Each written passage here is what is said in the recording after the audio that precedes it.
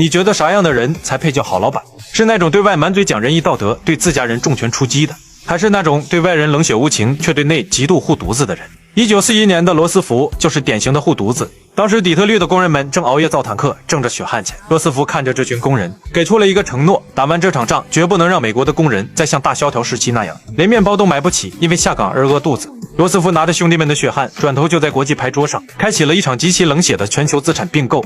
1941年的大英帝国就像一个快被砸烂的百年老厂，德国人的炸弹天天晚上在伦敦的头顶上往下扔，厂房塌了，供应链断了。曾经不可一世的跨国巨头正面临着彻底的物理清算。丘吉尔这个骄傲的老厂长已经被逼到了天台边缘，他连夜跨过大西洋，跑到罗斯福的军舰上，不是来做客的，是来求救命药的。面对急红了眼的丘吉尔，罗斯福连一句废话都没说，他只是默默推过去一张纸，《大西洋宪章》。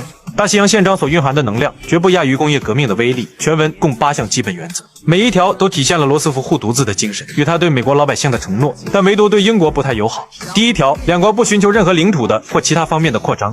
字面上看，这像是一个高尚的承诺，我们打赢了也绝不贪图别人的一寸土地。实际上，在罗斯福眼里，玩的抢地盘游戏不仅野蛮，而且在商业上蠢透了。过去几百年，大国崛起的逻辑就是抢地盘，派军队打下一块殖民地，插上国旗，派总督去管。在罗斯福看来，这叫重资产运营。你抢了地盘，你就得派军队驻扎，你还得管当地人吃饭问题。大英帝国就是这么被庞大的殖民地开销给活活拖垮的。因此，这种高风险、高成本的游戏玩不得。罗斯福很明白一个道理：我要的是你的市场和资源，我为什么要你的土地和老百姓？最重要的是，如果跟着英国、德国学去海外抢地盘，那就意味着要源源不断的把美国的年轻人送到大洋彼岸的丛林里、沙漠里去当驻军，去挡子弹，去死。因此，这是万万使不得。第二条，不希望看见发生任何与有关人民自由表达的意志不相符合的领土变更。字面意思就是，任何地盘的换主都必须经过当地老百姓的同意。如果你拿枪逼着人家换老板，这个结果我们绝不认账。这一条直接给当时的德国和日本判了死刑。罗斯福等于在告诉全世界，这俩就是拿刀抢劫的土匪，没有得到当地老百姓认可。我们干他合情合理，同时也判定了往后一个政权合法性与否的标准是什么。从此以后，人类历史上几千年合法的征服权，靠打仗吞并土地的把戏开始被动摇了。第三条，也就是民族自觉，这就是逼丘吉尔签字时手发抖的那一刀。大英帝国无数的殖民地，罗斯福彻底拆解大英帝国这个百年垄断集团。第四条，促使所有国家不论大小，战胜者或战败者都有机会在同等条件下参加世界贸易和获得世界的原料。字面意思，砸烂所有的关税壁垒和专属小圈子，全世界自由贸易，公平买卖。这是罗斯福对底特律工人们最铁血的承诺。如果打完仗，英国还死守着他的帝国特惠制，不让美国获进，那美国爆棚的产能就会憋死在家里，工人就会像大萧条时一样大批下岗饿肚子。所以罗斯福强行定下规矩，全球的市场必须向美国敞开，全球的便宜矿产美国都能去挖。他用这一条把美国老百姓战后几十年的饭碗彻底焊死了。第五条是更猛，促成所有国家在经济领域内最充分的合作，以促进所有人的劳动标准、经济进步和社会保障。字面意思，全世界一起努力，提高工人的工资待遇，搞好福利保障。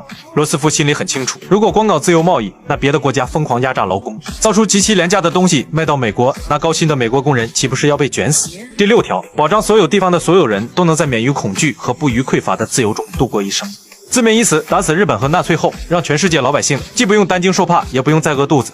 这是罗斯福极其宏大的终极理想，但他也是个现实主义者。一个整天打仗、穷得叮当响的世界是买不起美国造的汽车和冰箱的。他必须建立一个充满安稳中产阶级的新世界，让大家口袋里都有钱，美国的生意才能千秋万代的做下去。第七条，使所有人能够在公海上不受阻碍的自由的航行。做全球买卖，物流大动脉就是生命线。过去海洋是大英帝国海军的私产，现在罗斯福借着这条规矩，强行把大洋上的收费站全撤了。第八条，世界上所有国家必须放弃使用武力，解除侵略国家的武装，没收所有砸场子的人的武器，大家以后都别用武力解决问题。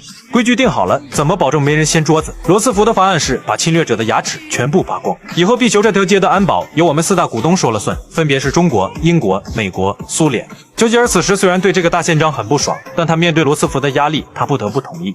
几乎所有反法西斯国家都立刻接受了它。到9月15日，已有14个国家复议了大西洋宪章。它的基本原则成为反法西斯国家团结合作的政治基础，并为后来的联合国宪章所采纳。